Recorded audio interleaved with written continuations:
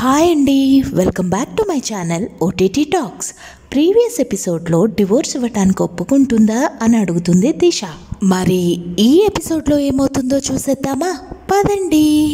ఒప్పుకోకపోతే తన్ని మరీ ఒప్పిస్తాను, నువ్వేం కంగారు పడకు అని చెప్పి బాయ్ చెప్పి బయలుదేరుతాడు మన సన్నీ.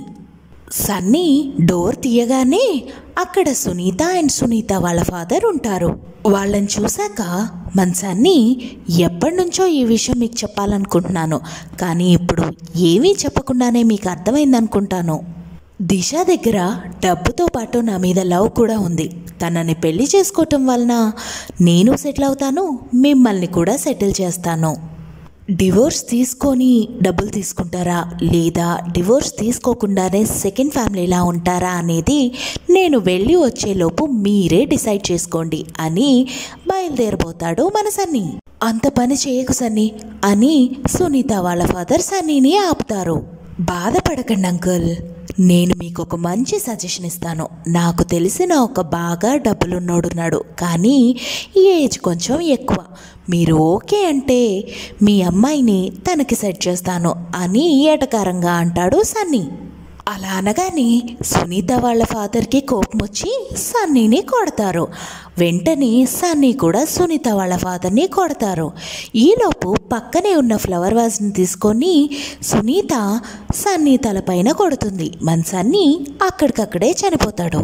కొంచెం సేపటికి సునీత కంగారుగా సన్నీ దగ్గరికి వచ్చి ఏడ్చుకుంటూ లేపుతుంది. కానీ సన్నీ లేవడం.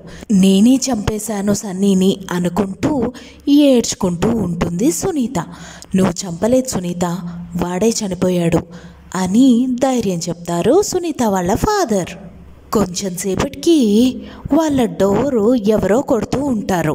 వెంటనే సునీత అండ్ సునీత వాళ్ళ ఫాదర్ సన్నీ డెడ్ బాడీని అక్కడి నుంచి తీసి దాచేసి అక్కడున్న బ్లడ్ మరకలన్నీ కూడా క్లీన్ చేసి డోర్ ఓపెన్ చేస్తారు.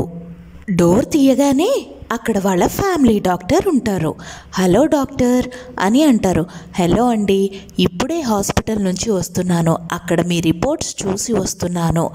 నథింగ్ టు వరీ, అన్నీ కూడా నార్మల్గానే ఉన్నాయి, టెన్షన్ పడాల్సిన పని లేదు అని అంటారు డాక్టర్. థ్యాంక్ యూ డాక్టర్ అని అంటారు సునీత వాళ్ళ ఫాదర్. థ్యాంక్స్ నాకు కాదు, మీ అమ్మాయికి చెప్పండి, మిమ్మల్ని చాలా జాగ్రత్తగా చూసుకుంటుంది. అది సరే, మరి ప్రతిసారి వచ్చినప్పుడల్లా నాకు కాఫీ అనేదానివి, ఇప్పుడు ఇవ్వలేదేంటి అని అడుగుతారు డాక్టర్. అయ్యో సారీ అంకుల్, ఇప్పుడే తీసుకొస్తాను, ఒక్క 2 minutes అని అంటుంది సునీత. పర్లేదమ్మా, నేను ఊరికే అన్నాను, నేను వెళ్ళొస్తాను అని వెళ్ళిపోతారు డాక్టర్. ఈ ఫ్లాష్ బ్యాక్ అంతా విన్న విశ్వ, ఐఎమ్ సో సారీ సునీత, ఈరోజు ఇక్కడ ఉండటానికి కారణం నేను కూడా అదే సిచ్యువేషన్లో ఉన్నాను అని అంటాడు విశ్వ. ఆ రోజు కోపంలో ఏదో తెలియకుండా జరిగిపోయింది, కానీ ఇప్పుడు ఆలోచిస్తే తప్పు చేశానేమో అనిపిస్తుంది అని అంటుంది సునీత. లేదు సునీత, మనం అసలు ఫీల్ అవ్వాల్సిన పనే లేదు, మన ఈ సిచ్యువేషన్కి తీసుకొచ్చిందే వాళ్ళిద్దరూ. చూడు సునీత, మనం ఈ సిచ్యువేషన్లోంచి బయటపడాలంటే ఆ బాడీని అక్కడి నుంచి తీసేయాలి. దిశ బాడీని నా ఫామ్ హౌస్లోనే పూజ చేశాను, అలాగే సన్నీ బాడీని కూడా అక్కడే పెట్టేయాలి అని అంటాడు విశ్వ. అమ్మో నా వల్ల కాదు, మళ్ళీ ఆ డెడ్ బాడీని చూడటం నా వల్ల అస్సలు కాదు అని కంగారు పడుతూ ఉంటుంది సునీత.